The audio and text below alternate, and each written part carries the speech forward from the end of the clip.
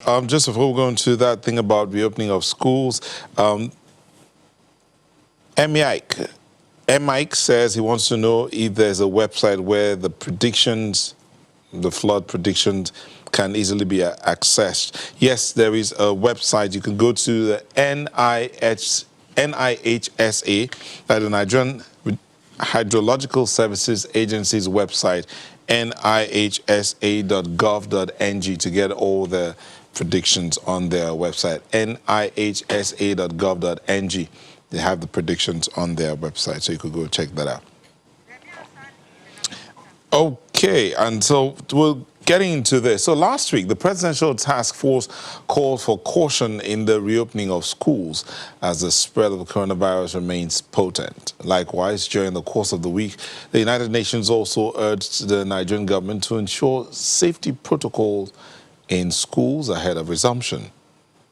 Well, this is what we're looking at this point in time. How safe are our schools for reopening? How prepared are the personnel that will be running the schools to cater to the needs of these children? To help us answer all of these questions, I have Professor Abiola Owoshika, Dr. Abiola Owoshika, CEO Oasis Education. Thank you for joining us. Thank you for asking. Also here is Taiwo Akinlami, a child's right activist and a lawyer. Thank you very much for having me. It's my pleasure to be with you today. Thank you. We also have Remy Hassan joining us from Abeokuta. He's the essay on public communications to the Ogun State Governor. Thank you, Mr. Hassan, for joining us. Thank you, Mr. Nota. It's my pleasure. Okay, so let me start with you, Mr. Hassan. In terms of communication to the school authorities as regards resumption, what has the government said to them? What's the communication that the government has passed to them, and what in terms of preparations? Thank you very much once again for having me. The communication protocol, COVID-19 protocol itself, and what we have been telling the schools when we had a test case in the resumption of the exit classes, what we have now is just a little bit of an amendment to what we had then. And now what we're doing is to divide the schools into segments, the junior class, the senior class, so that the whole school doesn't have to be in the school premises at the same time. Between the hours of 8 and 7, in the primary school is primary 1 and to primary 3, GS1, GS3 in the secondary school. And between the hours of 12 noon and 3 p.m., that's for the senior class in secondary school, SS1 to SS3, and from primary 4 to primary 6. That way, the number in the school at any point in time is social distancing is going to be ensured. All the various other safety protocols, use of face masks, hand washing materials, whatever other things that needs to be done, have been communicated to all the schools, including also the private schools who are working very well with government on this. The line of communication has been very much healthy, and we have no reason to doubt at this time that these protocols will not be complied with. Okay, let me, Dr. Woshika, he's talked about what they've communicated to the states, like in Ogun, for instance, and I know some other states are doing about the same thing, staggering the resumption. Yes. So basically 3 hours in school for each of them. So is that adequate for one who is an educationist? Do you think that's what's needed now? Well, first of all, we can't go back to normal. So what we did during COVID is still going to continue. That is, whichever way you reached out to your students when they couldn't come to school, you still maintain that. If you did online, if you did TV, if you did radio. So we keep that for the off days, and then the days that they need to be in school physically, then, they are in school physically, and you make sure, when you think about, first of all, no parent is going to want the child to be in danger. No school owner wants the liability of the child being in danger. So everyone will have to collaborate to make sure that we follow the protocol. You don't expose the children too much. And so if you can augment the physical with the whatever online or mode that you used for the children when COVID was in full bloom, then maybe that would be adequate. But if you just come to school 2 or 3 times a week and you think that is going to do it, I'm not sure it's going to do it. Mr. Taiwo, you are about the child. Yes. Do you think this protocol is adequate to save the child? Okay, I think that when we talk about children, we need to define which children we are talking about. Because all of this protocol and everything I've heard is talking about the upper crust, the bourgeoisies, the rich.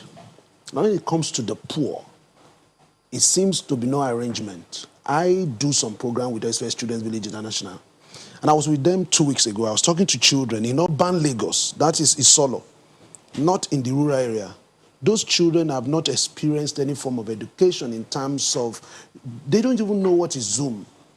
Online lessons they don't have. Now, when we now combine that with the figure that UNICEF has thrown out, 46 million Nigerian children are not receiving any form of education, not on tablet, not on the phone, not on Zoom, not online, not on TV. 46 million. That's UNICEF figure. It's there. It's online. Then UNICEF now goes further to say that is for the first 9 years. Now, when you now take it further to adult education, those who are above 18, who are trying to get one form of education or the other, UNICEF says 36 million. So put that together, that's 80 million. Okay, please just hold it there. Yes. These figures are a shock. Yes. So allow us to digest that a bit. Yes. We'll just take a short break and come back Thank you and very pick it up from there. Do stay with us. Thank you for staying with us. 80 million, 46 million children out of school, increased by the COVID, and then adult education, about 34 million, not getting enough education. That was coming from Mr. Akinlami. Mr. Akinlami, those figures were scary. Yes. But that's the reality. Okay, that's the reality. So what do we do now that they're going So back when school? we now look at this partial opening, now when you also look at private school, for example, in Lagos, there are 18,000 private schools, and competing with 1,640 something public schools. Now, when you now look at private schools, people say private schools will be fine. It depends on the private school you are talking about. There are levels of private school. If you take Lagos State, for example, there's grade A private school, grade B, grade C. There are private school in Sarigomo where they pay 6,000 naira per term. There is school in Ajegunle where they pay 20 naira per day. That's the school fees. And these are private schools. So when we're talking about private school, we look at private school from the upper crust private school. We are looking at, because you see, leave no child behind. That is the global principle when it comes to children, education. It was 13.5 million before COVID. Now it's 46 million. Now, when you look at the population in the schools in Lagos State, now you are training teachers. It's commendable. But teachers are going to work with tools. They're going to work within this classroom. So when you go to a school in Lagos where you have 140 children in a class that was created for 40 people, 45 people, you have 180 children in a class. That is what is happening. So how do you manage all of that? I think that the government needs to put their attention where they ought to put their attention. I think what is happening is the mismanagement. I don't think COVID is the problem. It is the mismanagement of the COVID situation. That is the problem. That is why you can leave some children behind. So you are concerned about our boys. You are concerned about 1,000,001 boys and all of that. People will find something to do when they're idle. So this idea of phased reopening, some children will reopen. So those children who are 140 in a class, and we're talking about 3 meters, social distancing, how are they going to go back to school? So if you say, okay, it's a phased reopening, so some do 3 days, some do 2 days. Now, remember that most of these children have lost a lot of time. So how do they catch up? So what is going to happen? What we are saying is that with this COVID, the gap between the have and the have not keep widening, keep expanding. Why? But those you who can heard take care of Dr. themselves are Awosika doing talk about the fact that what was done during the lockdown will still continue to augment whatever is going to happen during this reopening. Yes. Let me take this back to Mr. Hassan. Mr. Hassan, phased reopening, about 3 hours a day for some classes. I mean, each class will be in school for 3 hours, 8 to 11, 12 to 3. And then some will have 2 days, some will have 3 days, as is being done in some states. But at the end of the day, Mr. Akinlami is concerned that it may not be adequate because the resources per teacher, per child, may not be enough. Do you agree? Can you come again with that question? Mr. Akinlami has talked about the number of people, children who are not getting enough education as it is, which was enhanced again or made worse by the pandemic. But then, now that the resumption is going to be in phases, his concern is the children might not get enough based on the resources available to the teacher per child. Do you agree? I don't agree with that because, yes, I'm not doubting those figures that were there pre-COVID. But even now that we are moving to the final phase of COVID, what we have done as a state in the course of all of this lasting is that we're about the first to introduce digital learning to all our out-of-school pupils. And we didn't just restrict it to access to internet. It was right there on the TV channel, the state-owned TV. 3 hours every single working day was dedicated, and it's still on even. The question of words does not even arise. So these children have had access. And the exit classes were particularly the major focus at that time, because going back to school to write their final exam, they had quite a lot of revisional classes preparing them for that period.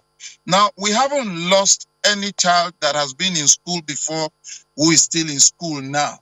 If we're talking of what we need to do to tackle the figure that he has released, yes, that may be right to some extent. However, the idea of increasing the capacity of schools to take more children may not be the way out at this time, because all we're trying to do is just to guarantee social distancing. That's why we're facing the presence of pupils in school. Not everybody will be in school at the same time. So, but Mr. Hassan, this whole matter, this whole thing, is it about the entire school?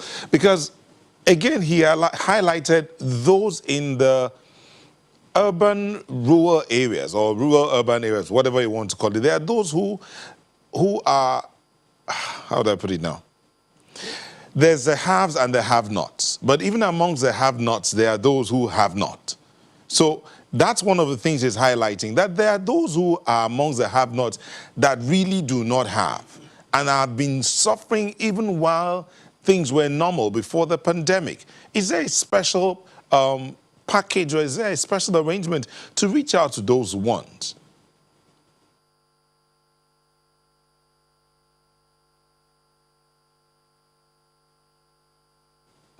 Okay, Dr. Oshika, you've heard the two sides, but again, back to those people, or to those who are who really didn't have even before the pandemic, and now the pandemic has made it worse.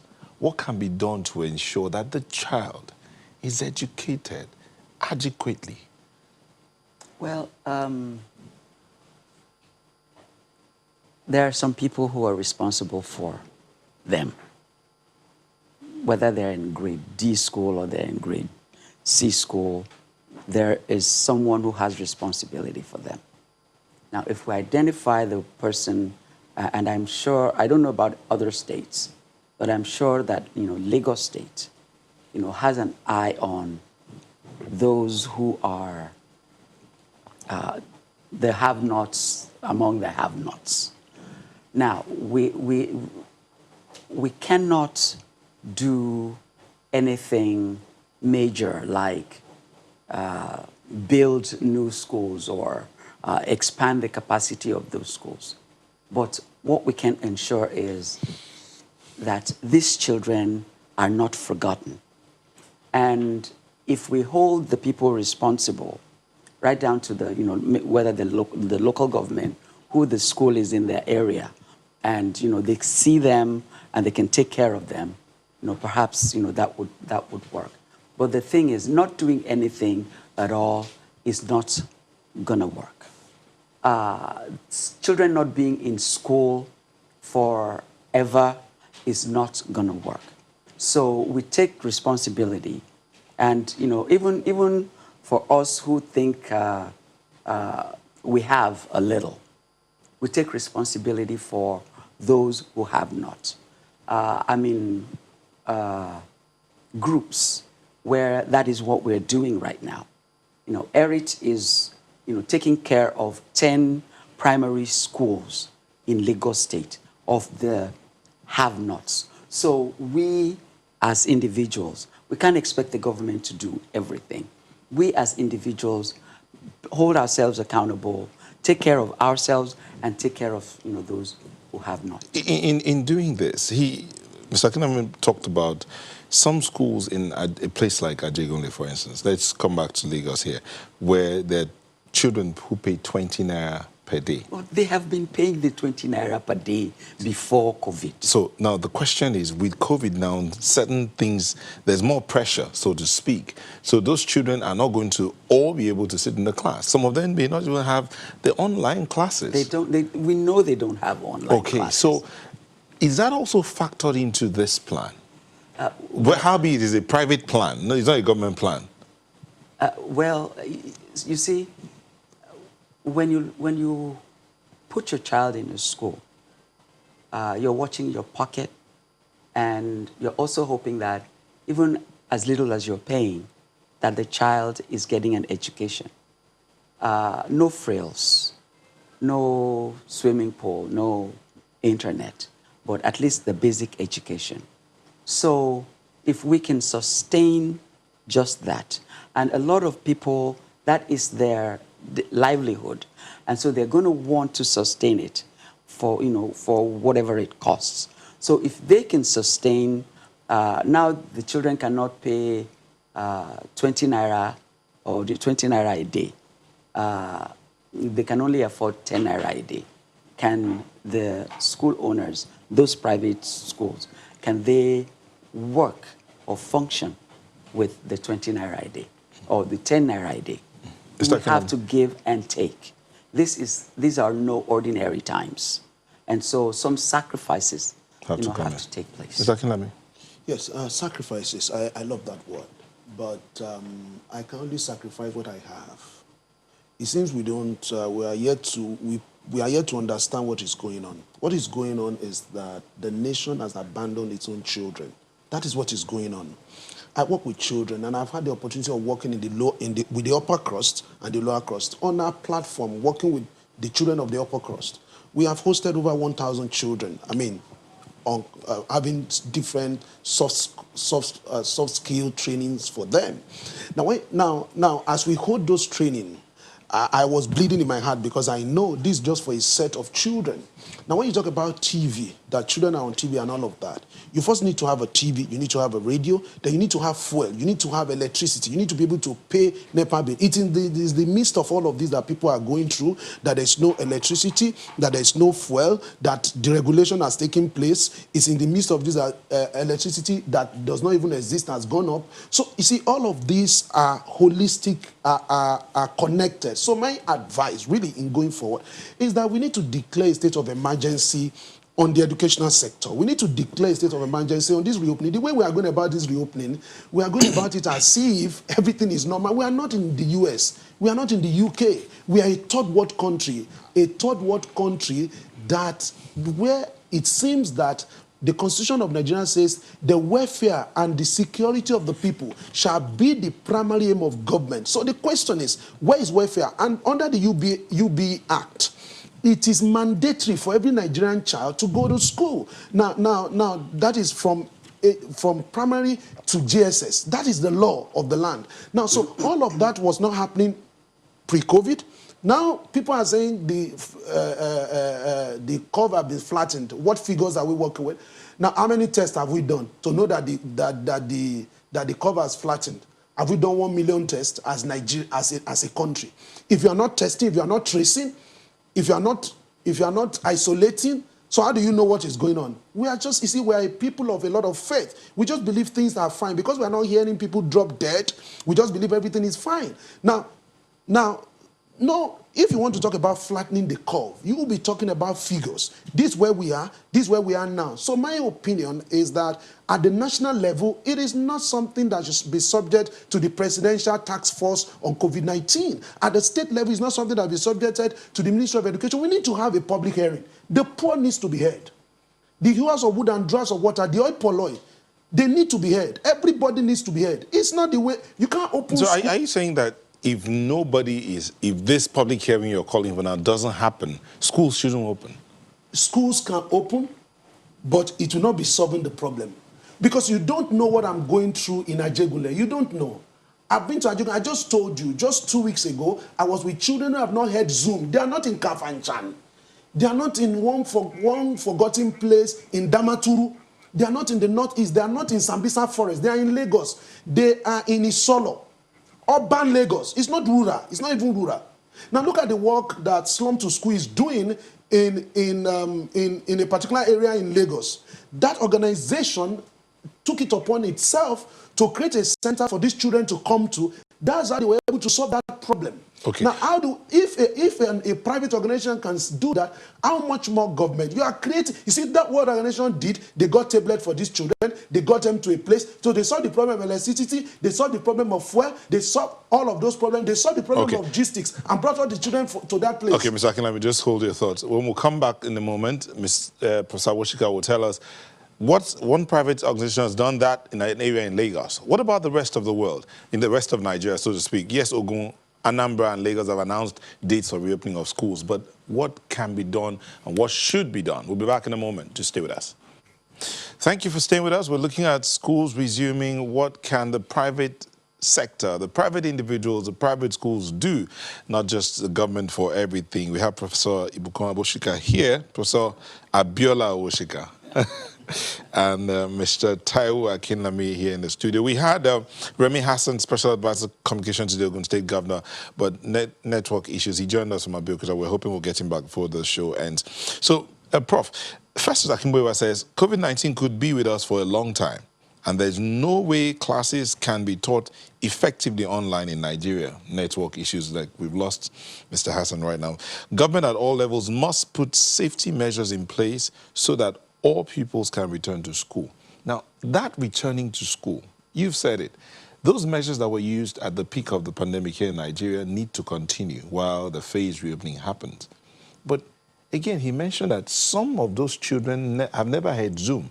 And the ones that have heard Zoom or WhatsApp will get maybe a paltry 30 minutes of class for a whole day or for a whole week. Some of those teachers who are teaching haven't been paid for how many months? Is that the way we're going to do this? What we're asking is, the government to put up and do what it needs to do. But frankly, for me, I have given up on the government. I know we're not supposed to give up on our government. We're supposed to hold them accountable. But when you have, pounded the pavement for so long on the same things, I mean, we have declared the state of emergency on the education sector, several times over the last decade, and nothing happened. And so I think what Slum to School did, what ERIT is doing, even I have no business starting as a secondary school, but I was tired of seeing what is going on in our schools, and I just think I can help. I can just do my own bit. So what we need to do is, again, it's going to be daunting. It's not going to even scratch the surface, but we just have to keep on. We have to, get together. I mean, there are schools in this area in that we can all, or our different areas, Isolo, whichever ones that you have seen, that we can all get together and maybe push up a little bit. I mean, Isheri here is, I mean, you get there sometimes and you're worried, you're devastated. I know that the devastation is much, but unless the private sector, decides, this is how we're going to do it. I mean, look at this whole pandemic. There was not a single help for private schools. Not even the loans that are out there, they couldn't even access those loans. So what is the government doing for the education sector? I understand we have Mr. Remy Hassan back. Yes, he's in Ogun State, but this matter of what the government's doing for the private schools, for those individuals, private organizations or individuals who've decided to help out in the education sector, what's government doing to encourage them? Oh, thank you very much. For the private school operators, they have been very much in touch with government. And like I advised them through the special advisor in charge of primary and secondary education, that they also need to let government know which area they truly need assistance, because Ogun State is quite peculiar. The highest number of private secondary schools and primary schools in the whole country is in Ogun State. So one of the things we told them, which the federal government has also shown a buy-in into, is how to bring up palliative to help, especially the teachers who have been out of jobs since schools closed down. And feelers we are getting is that the federal government is favorably disposed to doing that. And the Ogun State government too will be among the states that will champion the cause of ensuring that this becomes a reality ultimately. Not too close to government, because many of them see government only as a tax master that comes only with the tax big acts towards them. But then this is, yes, government will come with the instrumentality of taxation, but it's a two-edged sword. We have a lot to benefit from each other, even though government will still come with the responsibility of imposing tax where necessary. And as for the issue of how the poor been addressed, I want to mention to you that public schools in Ogun State are wearing a new look. Intakes there.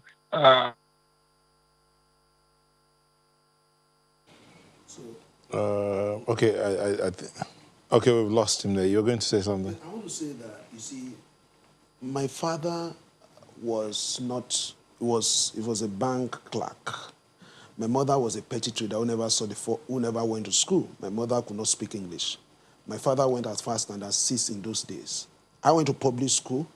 It was public school, primary school. It was a partnership between the UPN government and missionaries. I went to a Muslim primary school. Secondary school, 2 secondary schools I went to, one in Adequacy and one in Ondo Town, where I come from.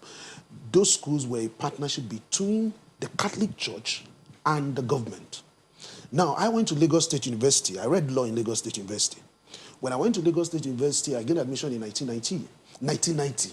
When I gained admission, school fees was 90 naira. Not 90 naira. And I read law. And we had a law library to ourselves. And that faculty of law became one of the best, as a matter of fact, the best faculty of law in Nigeria at that time. Now, that same university that was paying 90 naira till I left became 250,000 naira in our presence here. That lecturers were now trying to get money to pay school fees so that they could keep children in school, so that they could get their own salary. Now, when you look at all of that, today, the influx of public schools, private school, is a failure on the part of the state. When we say government cannot do it, government cannot do it all, what is government doing about education? What is government doing about education? That same primary school that I went to was a partnership. Today, my gate man sends his son to private school. So private school is the way we have gone. Now look at the calculation, look at the figure in Lagos State. 18,000. That is the website, or the website of an organization known as Deepin. So it's not, we are not just voicing it out. It's confirmable. 18,000 private schools in this place, compared to 1,600 and something private school, which the public schools, which the special advisor to the government, I listened to his interview during the week on channels, and it was saying that, and he confirmed that figure. So if there are 18,000 private schools with how many teachers, and this is September, 6 months into COVID, we are still thinking about palliative for these teachers. Are we not jokers? What are we talking about? It means the education in Lagos State, for example, is on the shoulder of the private sector. What have we done since this crisis started? So Ogun State is saying private schools should come and tell them what they need. I mean, what kind of conversation is that? As a government that is responsible for the welfare and the security of the people, your child is the one that will come and tell you everything he needs? Is the one that will come and tell you that I want to go to school, daddy? Is the one that will come and tell you I need to read? Are you not going to, as a father, see into the future of the child and plan? What is care? Care is to anticipate the needs of children, to anticipate the threat to them, to make adequate preparation to meet those needs and mitigate those threats well before they arise. That is care. And I will say to you the word of a woman called Elena King. Elena King said, since children spend a considerable amount of their childhood in school, it is for this reason, if no other, that school should be warm, caring and nurturing places where children feel protected and feel supported. She went further to say, indeed, research has shown that when children feel connected to school, they have better learning and behavioral outcome. All of this reopening that we are saying, how have we met all of those conditions? That school should be warm, it should be a caring, nurturing places. When 140 people are in a class, they come back to school, how are they going to sit? When you scatter their resumption, how are we going to cater for the figure that we're dealing with? I'm using Lagos State. Not Lagos State is urban. Lagos State is the state of excellence. I'm not talking about, and you know this conversation is about the country. I'm not talking about those hidden places where people in Ogun State, in Osun State, government build schools. And the consultant in charge of those schools is the present Commissioner of Education in Lagos State. Now, you will find in those places, students were owing 200 naira. You know, the government built a multi-purpose school that will accommodate many children. Children were still owing 200 naira. Parents were coming to work out a payment plan for 200 naira. If you know the level of poverty in this country, we say what we're saying, because figure has told us 82 million Nigerians are living in abject poverty. We have, with 200 million people, we have overtaken India, which is 1.3 billion people in poverty figures. Prof, Yes, sir. in 1 minute, what do we do? Parents, teachers, you said you've given up on government. So let's look at parents and individuals and private sector in 1 minute. Yeah, I think it has to take collaboration. And again, the word that he likes very much, sacrifice. Give and take. This problem is daunting. And we have to take it one step at a time, a little at a time. The parents will give a little, the school owners will give a little, and we will require that the children also contribute a little. Now the government is another case. It will take a whole army to fight the fight that he's advocating. All right. Mr. Hassan, low-hanging fruits in 1 minute. All right, I appreciate the angle from which the activist in the studio is speaking from. But you should understand that the myriad of problems that COVID brought is not anything that anyone prepared for. And data is a challenge in this part of the world. That government is...